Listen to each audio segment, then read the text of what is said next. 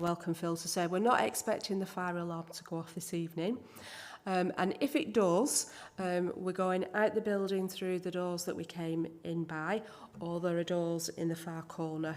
And we gather on the street just down from the triangle. But we're not expecting the alarm to go off, so hopefully it won't.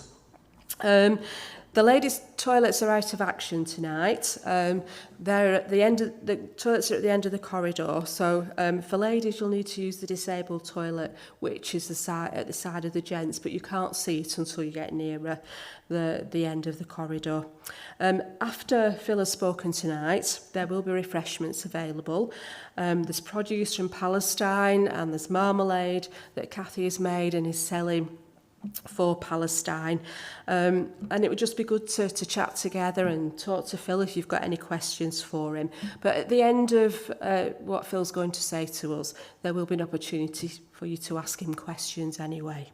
So I'm going to hand over to Phil. I'm not going to tell you anything about him apart from the fact that I've known him since 2002, since I went to Spenmore Lane to be their minister, and Phil plays the organ and Janet, his wife, is one of my closest friends, and it's great to welcome you. And over the years, as Phil and Janet went to the Holy Land on holiday, Phil's got more and more passionate about the lives of the people in the Holy Land. So it's really good that you can be here with us tonight, and we're looking forward to you singing and sharing your experiences with us. So thanks, Phil. I'm going to start with a song.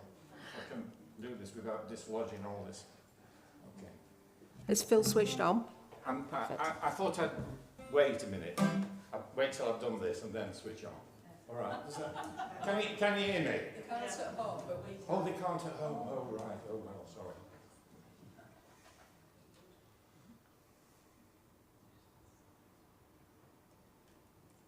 Sorry.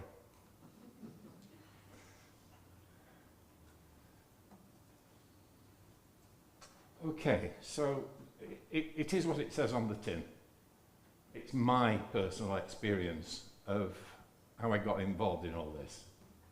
I don't regret any of it. It's been most fulfilling, the whole process. This is a poem by Pastor Niemöller, which you may know, and Garth Hewitt, who figures heavily in my music for Palestine, made it into a song, and this is it. It's called "I Didn't Speak Up."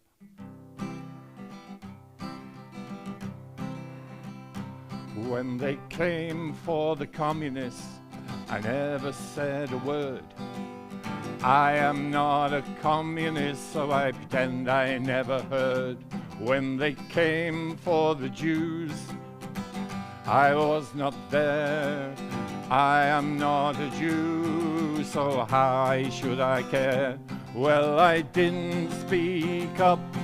I didn't speak up. No one heard my voice, 'cause I didn't speak up.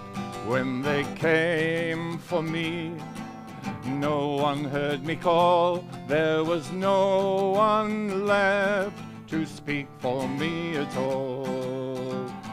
Hear them calling from the prison cell. Hear them calling from a place of sanctuary. When they came for the unionists, I never said a word. I am not a unionist, so I pretend I never heard. When they came for the Catholics, I was not there. I am not a Catholic, so why should I care? Well, I didn't speak up. I didn't speak up. No one heard my voice, 'cause I didn't speak up. When they came for me, no one heard me call. There was no one left to speak for me at all. Hear them calling from the prison cell. Hear them calling from a place of sanctuary. You can be the voice of those that cannot speak. You can be the eyes of those who cannot see. You can speak the words, for they are unspoken. You can take the pain and you can write their lines.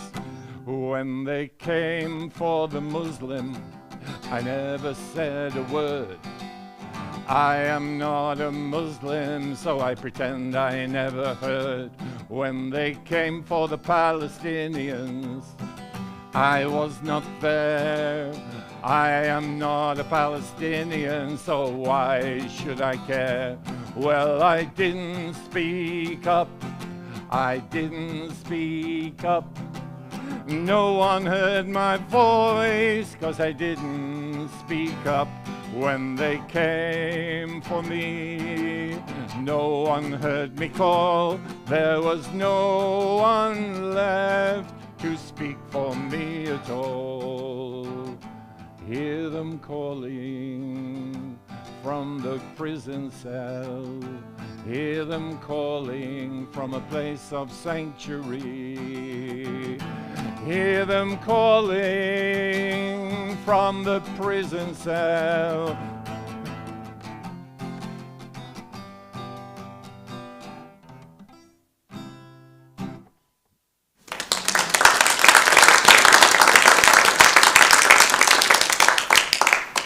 Oh, I'm going to demolish all this now. Oh.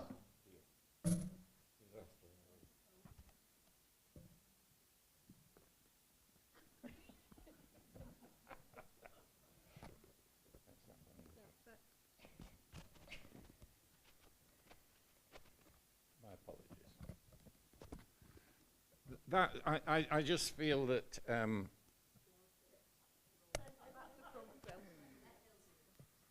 You've got a spark. Yeah, hold on.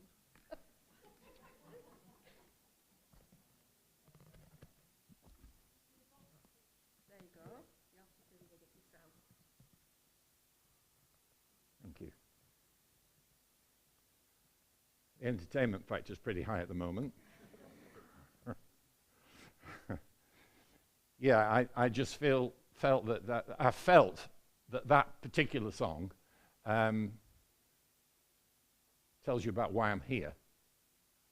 Okay, because when you'll see later on that people said to us when we came back from Palestine, just tell everybody what you've seen. That's what I'm doing. So, we were on holiday. I persuaded my wife to come with me on a walking holiday to Palestine. It was in the Sunday Times as the best new trekking route anywhere, Abraham's Path. And when you go to Palestine, you fly into Tel Aviv, and that's what it's like. It's a Mediterranean resort, very swish, very cosmopolitan, very nice. Is it possible to just have the lights down a little bit lower on this side so that people can see a little bit easier?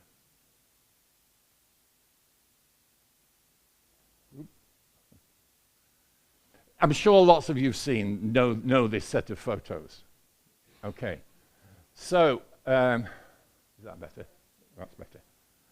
So the one on the far left is 1917. We remember 1917 because that was the date of the Balfour Declaration, when the British Prime Minister said that the Jews could have Palestine. And that was the blue there is the number of Jews who lived in Palestine at the time. 10% of the population were Jews. 1948 was the date when Palestine got its freedom, when the Jews got Palestine, and 750,000 Palestinians were expelled. They were expelled north into the Lebanon, into the West Bank, and into the Gaza Strip. I won't be saying much about the Gaza Strip tonight, but that's where they went. In 1967, the war against the Arab nations round about, when they were all taken, they were driven out, and Israel took over the West Bank and the Gaza Strip.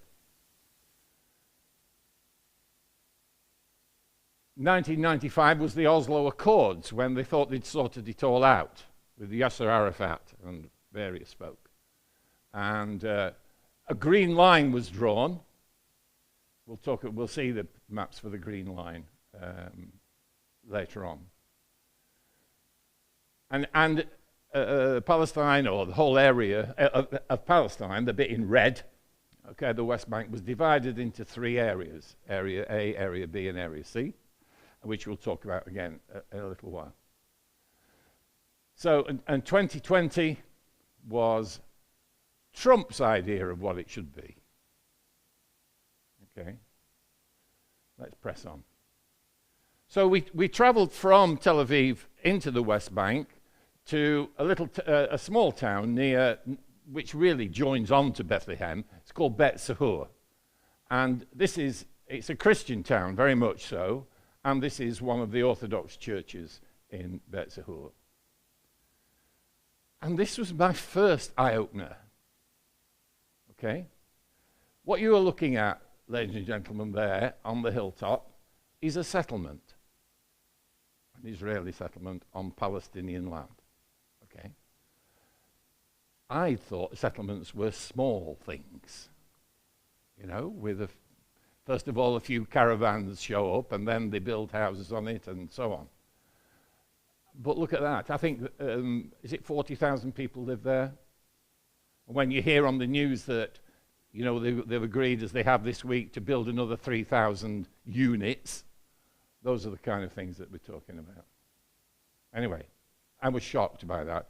I'm standing in Bet Sahur here, looking across the valley to the settlement of Mar Homa. And just around the corner, being the Lutheran school, that was on the wall. So you knew, you know, you could kind of see a little bit of what was going on and what people felt about it. Bet Sahur was very much involved in the first Intifada in 1988. And they were at the forefront of leading the opposition to what the Israelis were doing at that time. And then, of course, you're on holiday. You see the sights. Okay, so you're going to an area called Shepherd's Fields, and these are where the shepherds were before they went into Bethlehem, where the angel appeared to the shepherds. And of course, all these places have these are marked with churches or whatever. These are Franciscans who built this. And you can see the caves where the shepherds may have sheltered. And as you can see there, that they had communion, the Eucharist, whatever you like to call it, in those caves. And while we were there, actually, there was a small group actually doing that. Our guide, again, we're looking over towards that settlement on the opposite hill, was explaining that his family have land over there. They can't, first of all, of course, you can't get across there.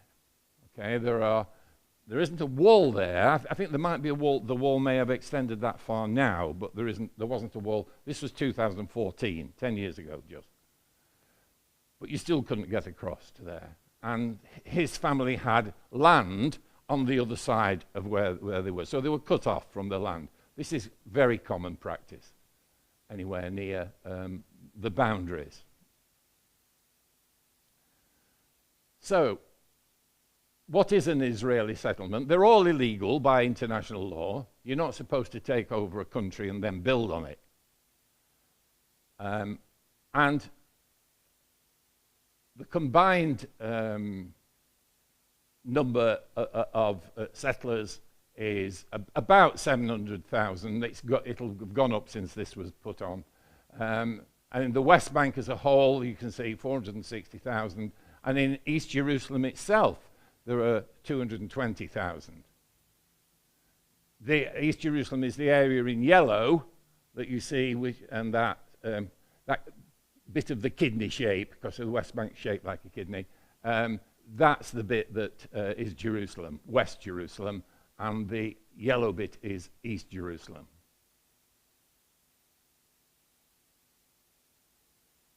Oh, skipping over that. And when we were there, we didn't know it when we booked at the time, but the Pope was going to be there as well. So this is near it's by the Church of the Nativity in Bethlehem, and they're about to welcome the Pope. It was a bit of a trial, actually, because we couldn't get around, because the Israeli police were so paranoid about their own people having a go at him that everything was shut down. His routes, his car routes and everything, you couldn't go anywhere near. And he was kept apart from the people who wanted to welcome him. In fact, the lady in the hotel where we were staying said, "They will not let me see my Pope." This is Manger Square. It's all set up for the Pope's visit there. Okay, and the Church of the Nativity is that the laser bit, that bit there? Yeah, there. It's over there. It was in a very poor state when we went the first time. They've had renovations done. But when you've got like 6 different versions of Christianity all wanting to have a say, whether they're Ethiopian Orthodox or Copts or Catholics or Greek Orthodox or whatever it is, it's very difficult to get any kind of agreement as to what should happen. Diplomacy, very, very difficult. And of course, everybody wants to go there. Everybody's queuing up all the way down the church because this is the true birthplace of Jesus Christ. Right?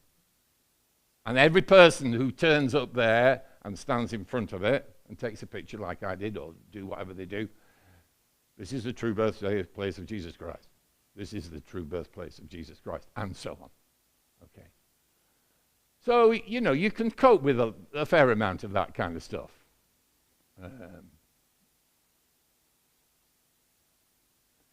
And then Bethlehem has 2 sides to it. You've got the tourist side. The tourists come in from West Jerusalem mostly, in posh hotels in West Jerusalem on the Israeli side. And in 10 minutes or so, you're in Bethlehem. And they bus them in near to Manger Square. You get out of Manger Square, you go into the Church of the Nativity. You see the true birthplace of Jesus Christ. You go in a few shops, the tourist shops that they've got there, and get in and go back again. And that's all you see, normally, in the tourist version of it. This is the wall. This is just outside what was then Banksy's shop. We all know Banksy and the work that he's done. Now it's changed completely and it's a hotel. It's called the Walled Off Hotel. Walled Off Hotel. Yeah, you there. The Walled Off Hotel. Brilliant guy. Okay. And there's Janet. You can pay to write your slogan on the wall. So ours was, tell the world the truth. We're doing it now. We're fulfilling what we set out to do. And every time I do something like this, I think, well, at least I'm doing what I said I would do. But I can't do the pen thing. The spray, the graffiti spray. Just up the road from there, there's a refugee camp. We'll see many more refugee camps as we go through the evening.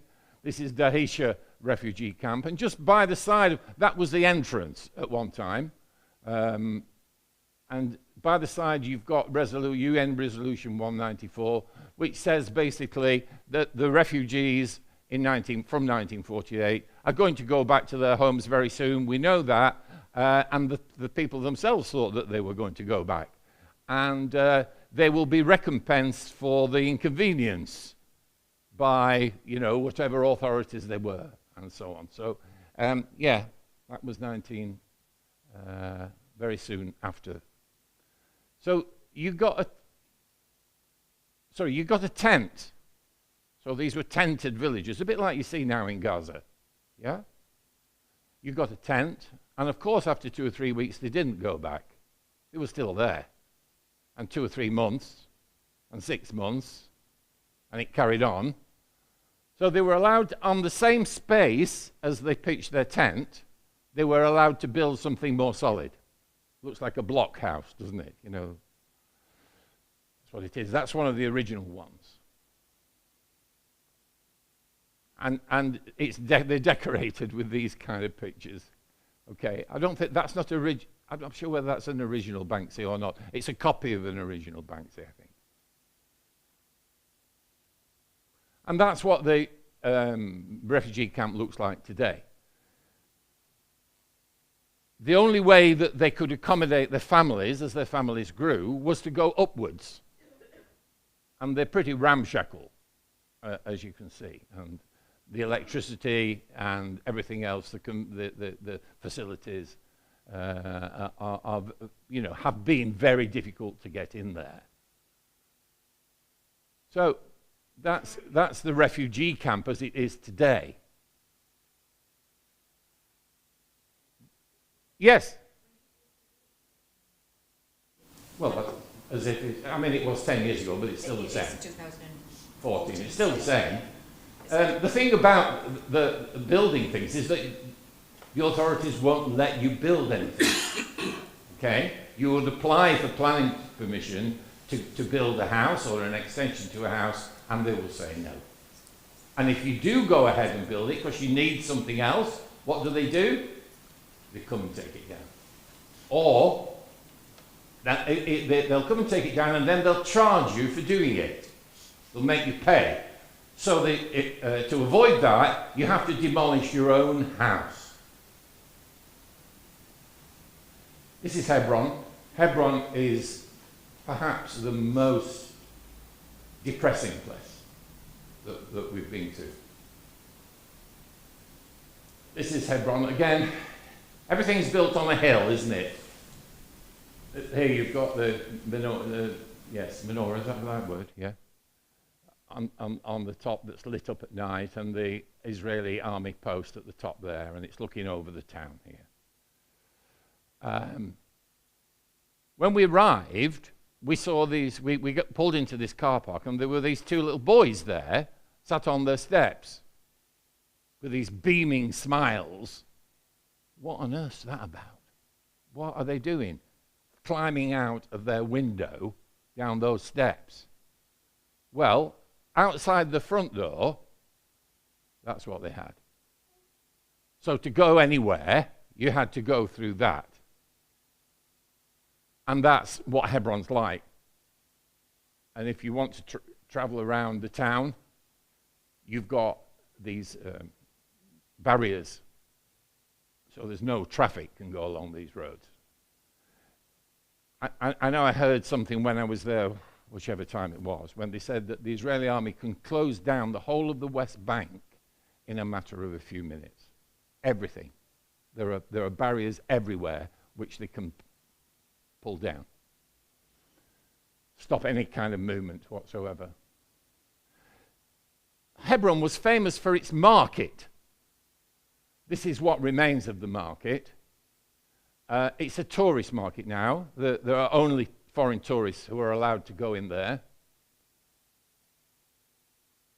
And again, this is one of the most shocking pictures. Over this area is kind of wire netting, because up here, in this area here, is an Israeli settlement. And they throw all their rubbish into this alley, if you like, this market area, souk, whatever you like to call it. And this includes dirty nappies. Unspeakable. It's unspeakable. So they do their best and try and catch most of it, or some of it. Now, why is Hebron so important? This is the Ibrahimi Mosque, or the Ibrahimi Temple. And this is the holy site, Abraham's temple, sorry. So this is a holy site for Jews, Muslims, and Christians. Because of the story of Abraham. So it's a very strange experience. Inside, you've got these tombs of Sarah and Abraham and so on. This is where I've forgotten the date, sorry. Baruch Goldstein, who was a doctor, a Jewish doctor, brought up in the Bronx, I think, or certainly in New York, was an immigrant into this area, very, very extreme in his views, went in with a submachine gun and killed about 30 women and children. Oh, no, there wouldn't be women in there. Certainly 30 worshippers in there. So you have different...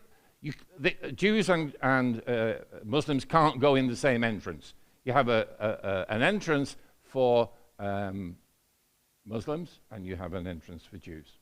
And this is the Jewish side. Us, as visitors, could go in both sides. And this is Shahada Street, which is the central part of Hebron, which has been shut down for nearly 20 years. The doors are welded shut, ostensibly to stop any violence by Palestinians. The same reason why they built the wall, you know. And you can see there are some Israeli flags there marking their spot. So no, you're not allowed. I can walk down there. Any international, as they call them, can walk down there, but their own people can't. And just along from there, this is part of that settlement that I was showing you. This is the front of it. We've got an Israeli soldier and a couple of ladies here. And that's the entrance to their settlement area. I think there are a couple of hundred settlers who live in Hebron, and they're kept safe by, I think it's about 2,500 Israeli soldiers. They'd certainly looked after. So we're going on this walk. So that was our introduction. We were a bit daunted by that. What are we going to find on the walk? Well, we found a group of ladies who made some lunch for us. And this is the kind of terrain that we're walking through, the olive trees and so on. Again, it's important to notice this hill here. On the top of this hill, there's an Israeli settlement. Most of them look very, very similar. They've all got orange roof tiles. And this is so that when the Air Force are flying over, they can tell which bits are theirs. Okay? If they ever needed to. Of course, the Palestinians don't have an Air Force, so it's only the Israeli Air Force. Or, if they were to be invaded. Now, this is Nedal, our guide, and Janet walking through this part. It's up near Nablus. We're walking from near Nablus, and we're going to end up at Jericho. So that's the length of the walk. It's only 4 days. They were quite eventful days, especially the nights, weren't they, dear? I will come on to that in a minute. So, there we go. This is Nedal. We're again going through fairly quickly these. This is supposedly the oldest olive tree in Palestine. But I think there are probably quite a few of those. But it's certainly old. Whether it's the oldest, I'm not sure. Now then, you can work out what that tree that is. No? What did they use this tree for? Crown of thorns. Spina Christi. Yeah? Yeah, this is the tree that the crown of thorns was made from.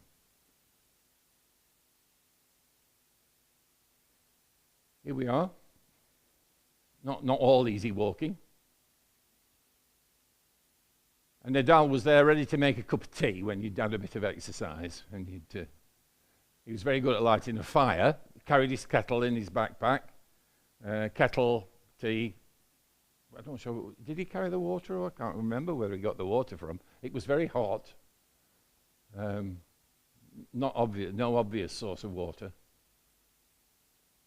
And then we're approaching Bedouin camp with the goats, and there's a donkey and a dog looking after them. And we're headed down to a water hole, if you like. So there is water. That's Nadal and I with our feet in the water, along with an old bike. And they weren't very good at looking after their water. This is the Bedouin camp we stayed in. This was a memorable night. Nice kids there, being cheeky, as they are. This was our hotel for the evening. These were our beds. They take groups in there of about 25 or 30 at a time. So there was plenty of choice. The problem was it wasn't very clean. And Janet, being fastidious in that respect, she didn't sleep. She refused to go to sleep all night. If they'd said, take a sheet sleeping bag with you, so that you could keep clean, that would have been fine. But they didn't say that. So, and there was our toilet, provided by the European Union. Okay, you can see the sign on the side here. Yeah? I went past this 3 years later, and there were 3 toilets there then. So things had developed. And this is Judea. This is what the countryside's like. And we're going to visit St. George's Monastery in Wadi Kelt. Very picturesque. Very nice. Very welcoming. I think we had a cup of coffee in there. One of the priests came and made some coffee. And then we set off down the wadi towards Jericho, visiting some Herodian remains of Herodian palaces and the such like. And then we're up on the Mount of Temptation, overlooking Jericho. There's a cable car that goes up there now. And this is the actual place, you will no doubt know this, this is the actual place where Jesus stood and was tempted. The actual rock. Yes? I'm sorry, I'm not sounding cynical, am I? It was Constantine's mother who went out there in the 4th century and kind of named everywhere. She went round saying, oh, this must be where this happened, and this must be where this happened, and so on. So they kind of stuck with it. But it's fine. Fine. Oh, I'm looking a bit Palestinian there. Got me kafir. And this is the actual tree that Zacchaeus hid in Jericho. A sycamore tree, am I right? Yeah. And this is the lowest bar in the world, okay? And the Dead Sea is a very underwhelming experience. You want to swim in it. You can't sink. You bob up and down, And it's very muddy, and, Didn't stay long there. So we were then going to go back to Jerusalem, see the sites there, Holy Sepulchre. Again, this is a church which has various bits of it are looked after by different sects, Orthodox, Copts, and so on. This is the stone of unction as you go in. And this is the main nave, if you like, and this is where the Pope and the Orthodox Patriarch were going to meet to have their service and then building bridges between the two. And then we're off on the tourist thing again. So the Dome of the Rock, beautiful, beautiful building. There's a good-looking woman there as well. This is the old city of Jerusalem, and one of the things you can tell about who owns these houses, if you've got these black water butts on top, then you know they're Palestinian, because they don't have proper water, or very rarely have proper water, so they have to have these containers on the roof to store their water. There is, I did find earlier, an Israeli flag somewhere there, even though it's in the Muslim quarter. The old town is divided into 4 quarters: Christian quarter, Jewish quarter, Muslim quarter, and Armenian quarter. And they're not equal quarters, I should say. The Armenian quarter is pretty small. This is in Jaffa Gate, as you go in from the main highway, going past. And there you see we've got the soldiery in attendance there, just in case. The Western Wall, I think that used to be called the Wailing Wall, didn't it? The Western Wall now. And these are, you'll notice that the men and women are separate. The women are not allowed in there. And I think there's a bar mitzvah going on there. And these women would like to have been joining in with them, so that's a shame. More sites of Jerusalem. This is the Tsar's attempt to get his oar in and build a Russian Orthodox church. Looks very pretty with its golden globes. And they're both in the Garden of Gethsemane, or the Mount of Olives. I'm sorry, not the Garden of Gethsemane, on the Mount of Olives. And this is in a church called Dominus Flabit, Jesus wept. And you look back into the old city there. And the Pope did conduct a service there, but not on the day when we were there, obviously. We wouldn't have been allowed. This is an interesting bit. This is the upper room, right, which was built by the Crusaders in about the 12th century, but it's the upper room. And it's very pretty. It's turned into, obviously, into a Muslim worship area as well later, when the Crusaders had got kicked out. We'll leave them. This is the church that we'd gone to see was closed due to an attack. They tried to burn it down. That's the church of the Dormition on Zion, Mount Zion. And that's the original Mount Zion, and that's the church there. Again, a Franciscans, very much in evidence there. And archaeology is a big thing in Israel. And this is the city of David, which they're uncovering and proving their hegemony over these areas.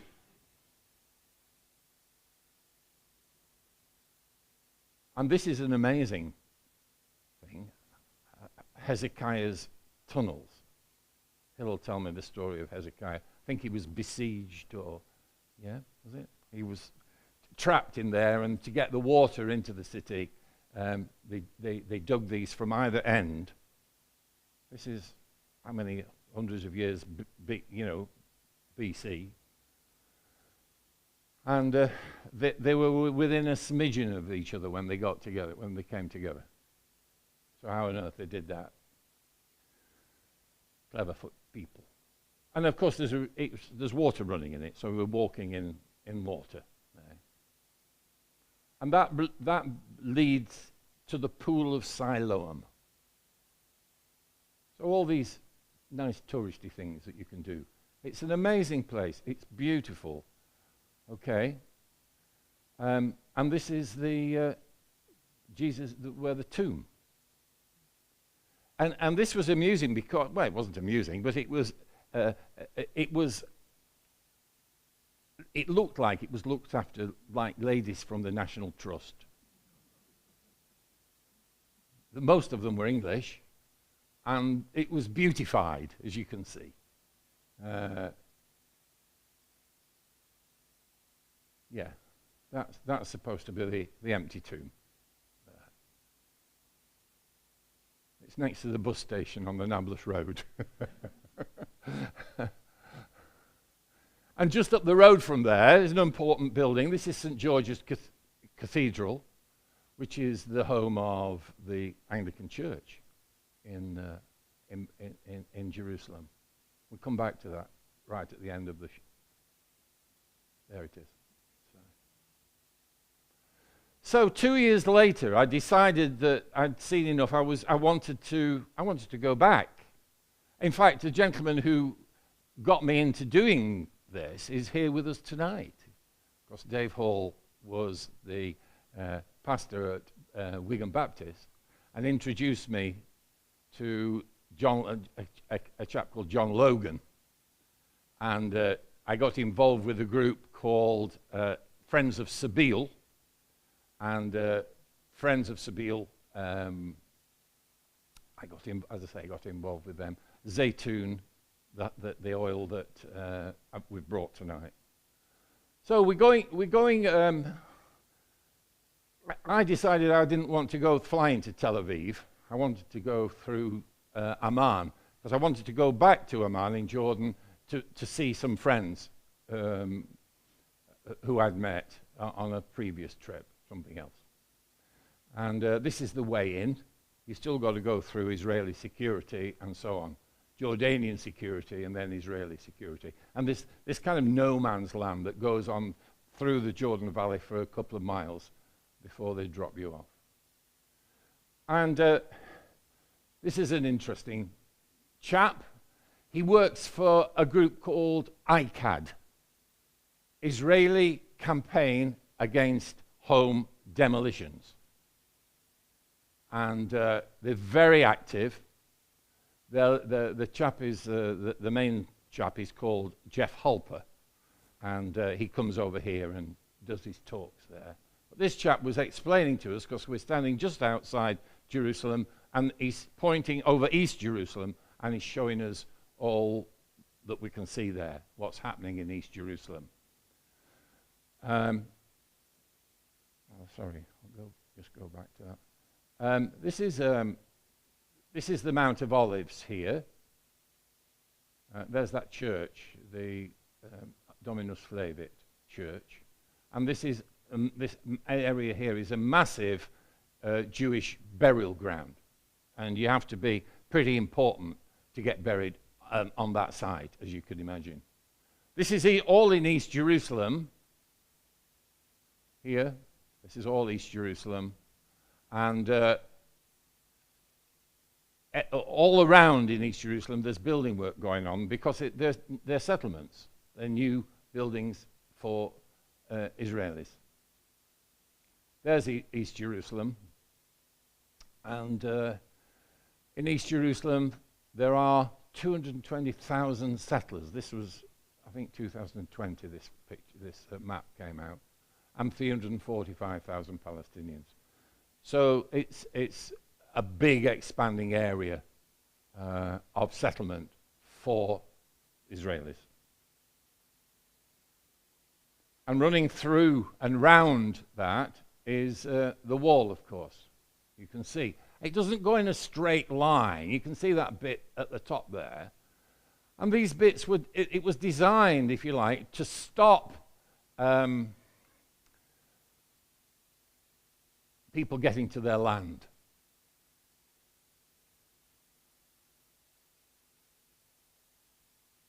So these are the issues that people have living there every day. You can't go where you want, even if you've got cars, which they have, you know. We'll come onto the roads in a minute. So you can't move around easily. You can't get to work easily.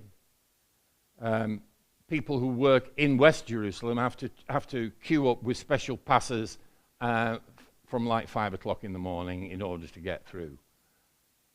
Access to health, access to water, social life. Your family may be on the other side of the wall, and you can't get two of them. Access to schools, and all the time you may well suffer settler harassment and constant construction work. I was reading one of the books that I brought tonight that, you know, they use the building the wall to stop attacks. But in fact, they reckon there are about 30,000 people going over the wall every day. Climbing over. Not going through the checkpoints, just climb over. They've got ladders and they just climb over. And they're allowed to do this because Israel depends on Palestinian workers to do its construction work. And so on. The Jericho Road, well, the wall is, it comes to a full stop there, so it should go to your left through the wall that way. There, bit of graffiti, not very good. The Damascus Gate has been a centre for disturbance over the years. It's a meeting point, it's a landmark, and therefore there's a big police presence there. And snipers on the roof opposite. Most Israelis feel that the old part of Jerusalem, this part of Jerusalem, is a very, very dangerous place to go to. I went in the afternoon. I went on another trip round the old city, and there were some young Israeli girls who'd been there. They lived in Jerusalem. They'd never been to this place, to these places. They thought it was much too dangerous for them. But if you go there, there's all sorts of mingling. Jews, Arabs. This building, one of the things that was happening in Jerusalem was that the gradual takeover of buildings. Ariel Sharon, do you remember him? Yeah? Well, that was the building that he bought in the old city, in the old town. And it's got Israeli flags on the top. You can't see it very, and the menorah, I think, on the top there. And he would walk towards the Al-Aqsa Mosque, you know, with all the army and police and what have you, because the Al-Aqsa Mosque and the Haram al-Sharif are supposed to be areas, no-go areas for Israelis, because they're monitored by the Jordanian government. But of course they can't do anything about it. If they want to go there, they go there. And this is a yeshiva school which has been set up again on a busy part of the street in the old town. Then we went off on this road here. This is the main highway from Jerusalem down to Jericho. Okay, I'll talk about the cars in a little while. This is in a place called this is an illegal settlement again. I'll press on because we're going to be too late. This is a place called Male Adumin. Now they all look the same, these places. I said earlier that they've all got these, tiled roofs and what have you. They've all got swimming pools, shopping malls, what have you. There's no problem with them having everything. And of course the local Palestinians don't have any. They don't have water, they don't have refuse collection, they don't have schools, proper schools and so on. So, it has been said that it's an apartheid state because you've got two sets of rules, one for Israelis, one for Palestinians. So that's the kind of living area for Israelis. This is near Shufat, just outside Jerusalem, refugee camp. And these are the roads that Palestinians have to drive on. Very congested, very slow, very difficult to get through. Traffic jams. This is our party going on the Zaytoon thing. And this is where we need to talk about cars. Car number plates. Okay, this is a yellow number plate. This will get you anywhere. All right, so this can go on, if you're driving this car, you can go on any of the roads and so on. If you've got one of these, this is a Palestinian number plate, and you have to go on Palestinian roads, which are often badly kept and so on. So we're going to see the farmers in the Jordan Valley. He's got a nice crop of aubergines there. And we have lunch with him. He explains to us some of his problems, mostly harassment by settlers. They will come in, they will stop the children going to school, they will try and stop them working and so on. And he's telling us about what it's like. And we have something to eat. And we go to a factory nearby which is packing dates. It's at a standstill. It's about 2 o'clock in the afternoon and nothing's working. Why is nothing working? Because the Israelis have switched the electricity off. Because they can. And the dates are waiting. Then we go off to see an olive farmer. I love this chap's face. Oh.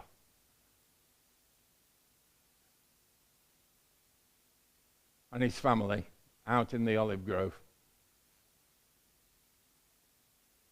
And then the next day we go into the olive grove. Not his, a different one. This is us on our way to the olive grove. And this is the tree that we're going to pick the olives from that day. Wonderful day. This is the farmer. And we're gathering up when they're shaking the tree. The plastic sheeting underneath catches all the olives and we pack them up and so on.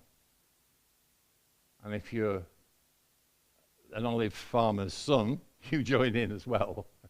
He's Murad collecting his olives. That's one of the fair trade people who were supervising this and providing us with lunch. That's the highlight of it. This is the farmer's young daughter. I love that picture. And this is his wife over here. She's another one from the fair trade place. And there's lunch. Wow, yes, wow. So many kinds of rice and chicken and salad and a bit of bread and some lentil soup and so on. Oh, wonderful. And then we load up the olives that we've collected during the day on the tractor to take them to the home of olives. It's called Canaan. And this is where the olives are pressed. Very modern processing machine. you know, all the branches and everything goes in one end of this that's stripped off, and the olive oil comes out at the other. Brilliant. And she's explaining there to us what's happening. The olive oil is then stored in these tanks, which allows it to be kept. If they don't have this storage facility, they have to sell it straight away very cheaply.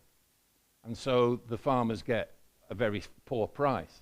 Whereas if they do it this way, the kind of stuff that I'm selling out there, then they can keep it, it can go on lorries, it can be imported or exported to different parts of the world. Okay, and they get a much better price. So fair trade is certainly working for those farmers. Now nearby there, a bit of off the tourist, on the tourist group, is the Church of the 10 Lepers. Very, very, it's supposed to be the third oldest church in the world. And it's an Orthodox church set out in the normal way. There's a picture of the lepers. And in the garden, in the grounds, there's a big hole. And I'm not sure whether the lepers were kept down there or whether that was the original site of certainly part of the original site of where the church was built. And of course, me being stupid had to climb down and see things like, you know, Kilroy was here in and what have you. Then we were staying there at a place called Sebastia. Ooh, I have to get a move on, Philip. Sebastia Municipality Park, built by the British during the time of the Mandate between the First and Second World Wars. Okay, so that's where the Sebastians, people who lived in Sebastia, would go and spend their evenings over their tea. And it's famous for one thing, its remains, and this is where John the Baptist was killed. He was kept in prison, and that is the dungeon that he was kept in. It's down underneath that hole, and food and water will be passed to him down that hole. So that's... and he's buried, his tomb is supposed to be up in this complex here. There's a Roman city on this top of this hill here, and he's buried in there. There's a road coming out, as you can see, or going into Sebastia, which has got these Roman columns all the way along. And there's a little bit of evidence of something going on there, burnt tyres. When the soldiers come down and want to have a look round and annoy the townspeople, then they erect barriers of tyres and burn them to try and stop them. Doesn't work, of course. Right. Home demolition. That's what happens. So, house being built, no proper planning, we'll come and knock it down. This is part of Sebastia, just on the edge of Sebastia. There is what was, I suppose, the Roman Forum. Up on the hill there, there's an amphitheatre and what have you. Very interesting. But this one, if you see this picture here, you've got a picture of the columns, right? And in front of it, you've got this steel mesh. Now, what's all that about? Difficult to see this, actually. We've talked about areas A, B, and C. So this first picture here is the areas that are under total, this is in the West Bank, total control by Palestinians. And basically they're the big towns: Nablus, Jenin, Ramallah, Jericho, Bethlehem, Hebron. Okay? And then you've got a kind of middle way here, which is areas round there, of which Sebastia is one, which are under joint control. But the Israelis have total control of security. this was agreed in 1995 as part of the Oslo Accords. And then this one here is Area C, which is the rest, which is under total Israeli control. Now if we go back to the... Oh, I switched it off, Les. Oh my golly, what have I done? Oh, did I switch it on again? Oh, golly, thank goodness for that. So, just go back one. So this area with the columns, before the columns, okay, is Area B, and the bit with the columns in is Area C. So it's completely divided. So in theory, you can't go.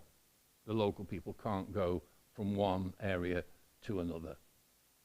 Okay, as again, as tourists we can, but the local people can't. There we are. It explains it. So 60% of the West Bank is Area C. Control of everything.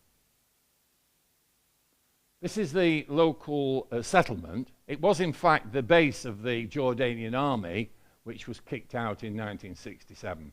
So they took it over and made a settlement out of it.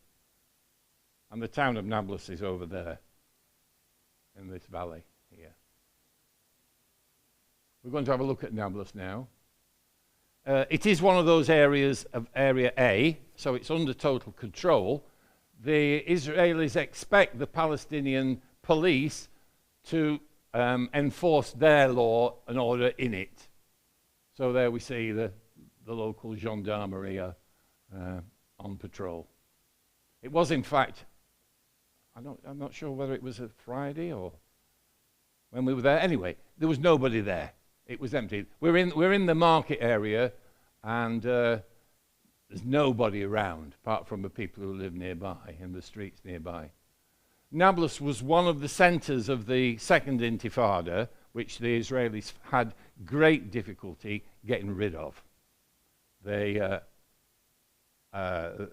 couldn't root people out because, as you'll see, it was a maze of alleys. And this particular house was destroyed from behind, if you like, by Israeli tanks. And they just bulldozed their way through in the end. Some cheeky kids watching. And this memorial says, never forgive, never forget. The massacre of Jenin in 2002, these people were killed. Self-explanatory. And this is the kind of problem that the Israelis had, getting their armor, if you like. And of course, they could be resisted, as they have been in Gaza at the moment. It's pretty difficult, which is, I suppose, this is one of the reasons why they've just bombed it flat in Gaza, because they have difficulty getting into it otherwise. Shops. Soap. Nablus is famous for its soap. I think we've got some outside for sale. And knefe. Have anybody had knefe? Wonderful. If you have a sweet tooth, like me, it's wonderful. Okay, it's kind of cheesy, a cheesy substance covered in syrup, shredded wheat. Yeah, like that. And we're being shown around. This is our guide for the afternoon, and he's talking about this picture on the wall. And this is Handala. Handala was created by this guy. He was 10 years. He's always 10 years old because he never grows up. He was expelled from his home in 1948 and remains a refugee. The person who wrote it, the person who drew it, was assassinated, believe it or not. I wonder why. In 1988. we'll go on. We know about Gaza, don't we? So 2017, I went back to, on this walk. Amos Trust, who I'd become involved with, decided that the 100 years of the Balfour Declaration, they wanted to mark it. And they set off on the beginning of June in 2017, and were aiming, and achieved that aim, of reaching Jerusalem on the 2nd of November 2017, which is when the Balfour Declaration was signed. And I joined the walk for 3 weeks going through this area, which I'd never been to before, walking on the Via Ignatia, which was basically an old Roman road that joined Constantinople with Rome. And a bit of, well, there's a bit of sea to get over as well when they got to Albania. Why did we walk? What was the purpose of the walk? Solidarity. Walk as an act of solidarity with Palestinians who do not have that freedom of movement. Walk for peace with Palestinian and Israeli peace activists on the long road to peace and justice. And walk as an act of penance for Britain's 100-year-long failure to ensure Palestinian rights. I didn't put the actual Balfour Declaration up. Basically, it says, we'll give the Jewish people, they need a homeland, we'll give you the homeland, as long as you respect the rights of the people who live there. Right? So, that was the bit that we were protesting about, because that hasn't happened. And nobody has ensured that that has happened. Every morning, we would meet and we would say the prayers, have prayers, and say the words on the, I've forgotten what it is now. And in certain places, that was in on the lake between Albania and Macedonia, northern Macedonia as it is now. And so all kinds of wonderful places where we were able to meet. What have I done now? Gone. It stopped there. Oh, no, it is. There it goes. This is Petra in Jordan.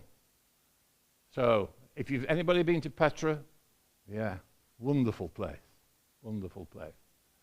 But it gets hot. And this was the this was in coming into Jericho with the walkers.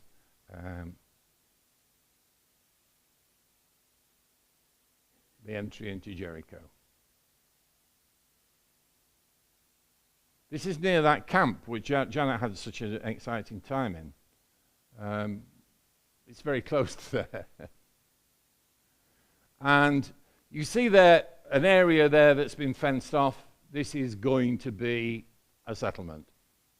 So they're going to put the roads in, and then they'll put the facilities in and so on, and then the houses will come as a result.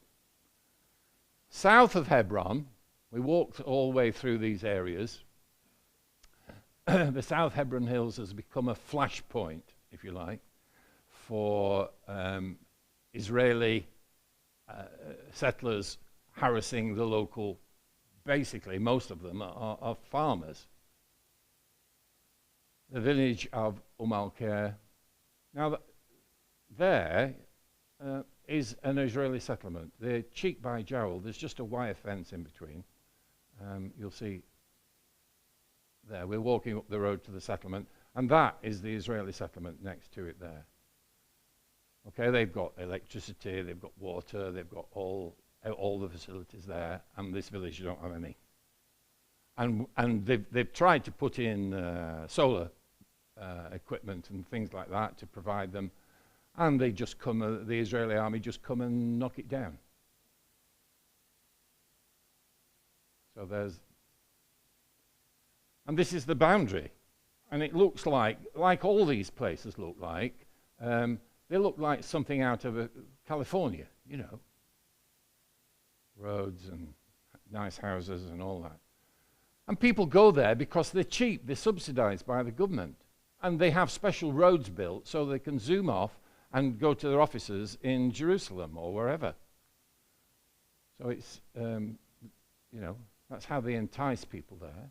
And this is Suleiman. Suleiman was arrested again recently. You'll notice he's got his hand up like this. And this is a sign, the sign of the Muslim Brotherhood. Came out of Egypt, Muslim Brotherhood. And it's a bit like what they say about on the British news. It's a banned organisation. Certainly wasn't very popular. But, the local people support organisations which will help them. We're leaving there now. We're walking towards the next place, which is called Sumud Freedom Camp. Sumud means steadfastness. It's a very common word used in Palestine. Okay? This was a special do put on for Amos Trust. And we're planting an olive tree in commemorate our visit there. And there's one of the ladies digging the hole. This was an interesting thing. We were walking along the road to the next place, and we came across this guy, and he stopped and he started to speak to us, and he said, "What are you doing?" And we said, "We're walking for the reasons I've just given you." And this is, we're walking because we're extremely sorry that it was the British who started. He knew all about it. Balfour. They know their history. We don't, but they do. And they know what's happened as a result of of that history. So we're going to walk to Hebron again, where we've been earlier, and we're kind of celebrities, really, in Palestine. We've got television crews following us, and we meet the local dignitaries, the local mayor, and so on. And this guy at the front here, you've seen him, this is Chris Rose. He's the director of Amos Trust, and he's talking to one of I'm not sure whether he's the mayor or it probably is, actually. And they're walking through Hebron together. Oh, but no, you're not. We've seen this group of internationals walking towards this area of Hebron, and you're not going. Because the police are turning up, and they block the road. There we are. Those guys with the red hats on are part of a Christian organisation that walks with. They're not IAPIs. It's another version. I think it's a Catholic version of that. Anyway, as an aside, on the left-hand side of the road is part of the settlers' establishment. And they don't like people walking down that road. What actually happens is there's the settlement. And what actually happened was that a guy came out of the settlement and he had a gun and was brandishing the gun at us. "What are you doing here? Go away." All right? And all these soldiers and police came, and they did stop him eventually. But it wasn't particularly scary, although it might have been with his pistol. Anyway, the chief of police is talking to the mayor and the various Palestinian people who are walking with us, leading that. And there's a confrontation. And no, you cannot walk down this road. So they took the Palestinian leaders up away, and they locked them up for a few hours. And we were forced to come off as well, and supervised all the way. And we then went through that same area that I showed you earlier, with this rubbish being thrown on the roof, and so on. So it was interesting. It's actually on YouTube. You can see it as a film on YouTube. very quickly. I'll skip over. We're in Aida refugee camp. Refugee camps. This key, this symbol, when the people thought they were going to go back home, they all kept their house keys. The right of return, you'll have heard no doubt about that. The key of return. And they kept the keys. This is Aida refugee camp.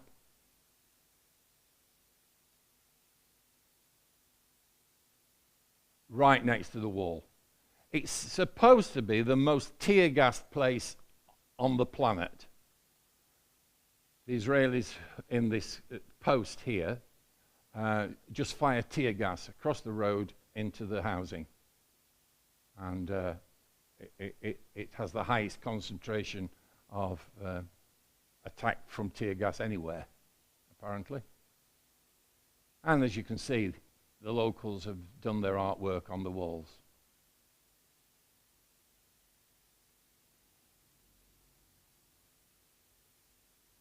I'm not going to sing again because it's getting on. So, but this is in the refugee camp. There is this organisation which runs for the benefit mostly of young people. They do photography and art and music and dance and theatre and what have you. It's very inspiring. This is the guy who leads it, and it's called Beautiful Resistance. And when we've left them, we're going to walk through various refugee camps in Bethlehem. In Bethlehem we're in now, yes. Sorry. And everybody wants to have their say. And we're going towards El Baroud. Aboud camp.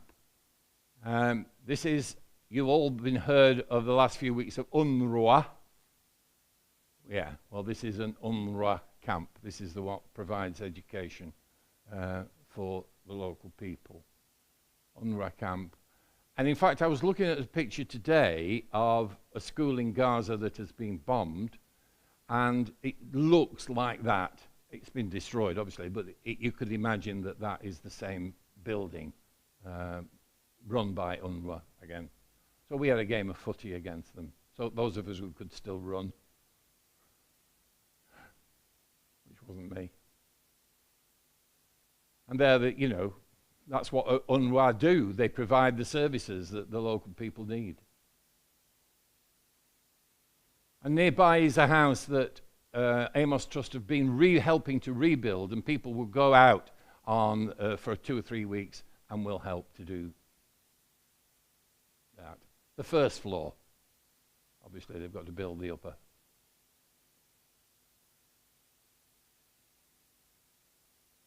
This is Chris Rose's son, Jack. He became very famous on this walk. He became known as Abu Jack. Or Chris became known as Abu Jack. Abu means the father of Jack. So the fathers get their son's name. This is a scary sign. It was on all the roads. This is what scares the Israelis. It's meant to scare the Israelis. This is a dangerous place. If you go down here, you're likely to get killed. One of the days we walked with this group called Freedom of Movement. They were mostly young people from across Palestine. Some of them had come from Israel. Some of them were Israeli Arabs, citizens of Israel, but would come and walk in this area. Hundreds of us. Super. Again, we're close to the Judean desert.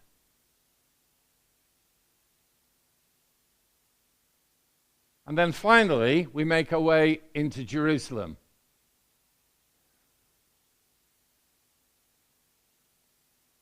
Into the maze of streets through the Lion's Gate, down the Via Dolorosa, through the Damascus Gate, and on the road to St. George's Cathedral, where we have a service which is being run by all the clergy that use that place. And we're supposed to have music from, well, Garth Hughes was there, so he was singing as well, but we're supposed to have music from this group. They came about 5 minutes from the end of the service. They come from Bethlehem. Right? How far away from Bethlehem is to Jerusalem? It's about 5 miles. Right? But of course they couldn't travel on the roads, on the proper roads. They had to go the roundabout route, which takes hours. And the Israeli soldiers on the checkpoints will be bothered or not bothered to let you through. You know, and it took them an hour and a half to get there. So they were late, but they still sang for us, which was nice. And then the following year, they came over to England, actually. Amos ran a carol services throughout the country, and they came over and sang at that, which was nice. You can read this. This is by a famous Palestinian author. I've got one of his books out there. And basically it's saying to all of us who take the trouble, thank you to those who have stood by Palestine through thick and thin. And remember, all this is prior to what's going on at the moment. Okay, who took risks, even suffered because of their moral stances throughout the years. Thank you to those who have visited Palestine and since then carried the message of Palestinians back to their communities wherever they are. Thank you to those who have the intellectual courage to say it as it is, to appreciate the Palestinian narrative as it is, and to be involved in a people's struggle for freedom without being driven by ego, by any self-seeking objective or hidden agenda. It is your support, tenacity and courage through the years that has helped us to pave new grounds for solidarity and explore new spaces for our words to be heard.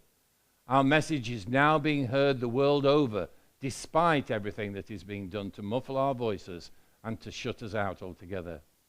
Please don't ever be downhearted or discouraged. We are in this for the long haul.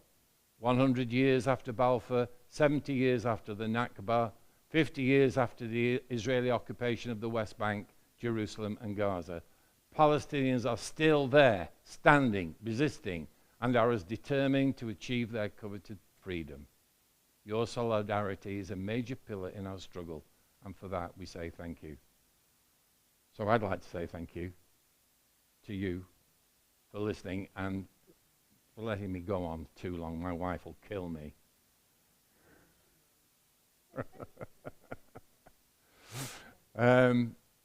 Yeah, we've got olive oil and stuff and what have you, so I hope you'll support that.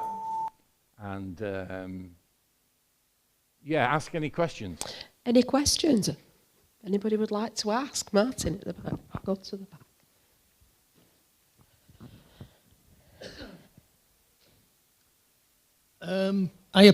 I apologise if I put it very bluntly. Yeah. But having listened to you, which, thank you very much, very interesting, I thoroughly enjoyed.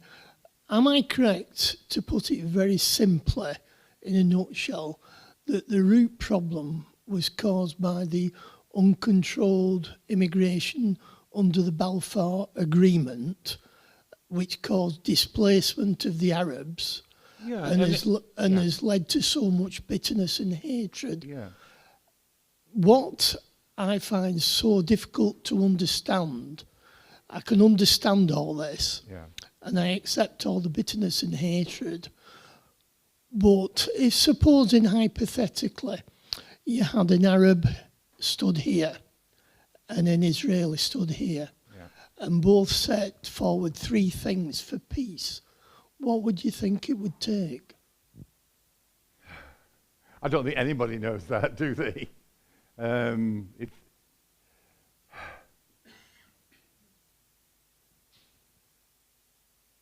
can't answer that. I'm sorry. That's a huge I question, honestly- isn't it? I honestly don't know, but I think it's a very good point that you're making.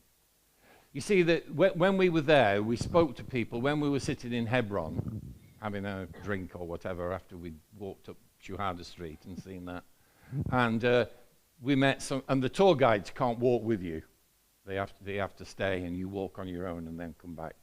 And there is, and certainly I think ICAD, the home demolition people, they believe that a one-state. We go on about two-state solution. But you know what Netanyahu's going to say to that? No way is he going to be accepting a two-state solution. So they were saying then, and there were Jews there, there was a Jewish chap there, and the Arab guides, one-state solution where everybody has the same rights. Because even in Israel, the people, the Arab Israelis don't have the same rights as the Jewish Israelis. But you see, the country was founded to be a Jewish state. So they can't really bear the thought of it not being a Jewish state. You know? The problems are insurmountable. You know, and they'll say, there's plenty of Arab countries round about for you to go to. Why don't you go and live there? You know, Jordan, Egypt, Lebanon, Iraq, wherever. Anybody else want to ask a question? The thing that I find difficult to explain, and I think I asked this question of Dave Hardman when he was here a few weeks ago, is the attitude of our Christian churches to their situation. You know, there are Christians, our Christian brothers and sisters in Palestine, and we support Israel. Why? When it's against all the Christian values that we have together, that we share together. Why wouldn't Archbishop Welby say that what the Israelis have been doing in Gaza is genocide? Why wouldn't he say that? But he wouldn't. Anybody else want to ask a question, or I'll give you... Do you want to ask a question? I thought you were looking at me like you did. I just want to ask, just to say that you put names to people, and that makes it very relatable when you think you can, that little boy and his name, and it talks about don't be downhearted or discouraged. I know that you and Janet have got friends who were there, and you keep in touch and they keep you up to date with the situation. Are they disheartened? Are they discouraged? What they say, the phrase that I came back with, I forget whether it was the Zaytun trip or I think it was the Zaytun trip. The phrase that they say is, you do not have the luxury, we do not have the luxury of despair, meaning themselves. We go, oh, it's hopeless, what can we do, it's terrible, blah, blah, blah. They can't say that because they're living in it. They experience it every day. We do not have the luxury of despair. Yeah, I mean, I was saying that Nidal, who led our walk, read, Janet posted the you know, about tonight, and he read it, and he said, he sent me a message. What are you doing, Phil? You know, I haven't seen him since 2014, but he's following me. And I was very touched by that. Very touched by that. Perhaps we should say hello to him. Yeah, perhaps we should. Anybody else want to ask a question? If not, Phil will be here. We'll be having tea and coffee and biscuits. You're welcome. Welcome to ask him anything that you would like to. Yeah, if I can answer it. I know you can. I couldn't answer that question there. I do apologise. That was a really hard question. Yeah. Conscience on the Israeli side of the inhumanity that is being handed down to another group. It doesn't appeal like it, Not does it? even in the youth, Israeli youth, who may not vote for the current right-wing government. No. There are. I mean, there is opposition to Netanyahu. You see them out on the streets in Tel Aviv and what have you. So there is opposition. But I think even that opposition is geared towards the release of hostages. Why aren't you giving more concessions to get the hostages back? And then when we've got the hostages back, you can carry on and do what you're doing. That's the problem with that. You know, I don't think that they think that Hamas has got to be destroyed. Perhaps we would all agree with that. You know?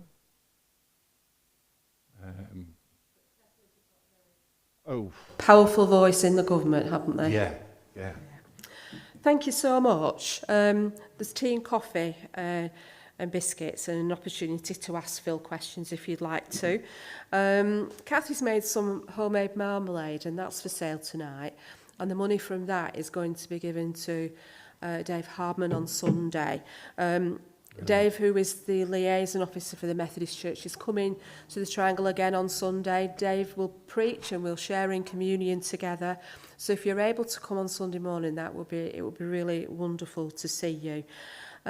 Phil has brought some of his products from Zaytoon to sell tonight, so please buy those or have a look at some of the books that he's brought. They're not for sale, but you can at least have a look at them. But thank you very much for coming. And Phil, thank you. There's a book by Munt Isaac, who is a Lutheran pastor. I mentioned his name when we came to Dave Hardman's talk. He was talking about the Christ in the rubble. And his book is brilliant. I opened it again today. It's a year or so, a couple of years since I read it. And it just speaks to you. It explains everything, and it speaks as Christians what we should be doing and the way that we can support. And he's in despair over the lack of support from the church, the Western church, for the Christians in Palestine. Oh, sorry, I'm starting again. It's all right. No. let me close with a prayer, and then we'll chat together and have drinks. Let's pray. God, we thank you for this evening. We thank you for Phil and for Janet, who went on that first holiday. And, well, it didn't turn into a holiday, and it's turned into a passion for both of them to tell their story of what they've witnessed and what they've seen. And we thank you that through their words, the truth is being told. We pray every single day about the situation. We pray for justice. And we pray for peace. And we pray for nations that are speaking up. And we pray for individuals who are being brave in speaking up too. And help us to lift our heads above the parapet and to put our voice as a voice of justice. Thank you, God. In Jesus' name, amen. Amen. Thank you. Thank you, Phil. Please go ahead.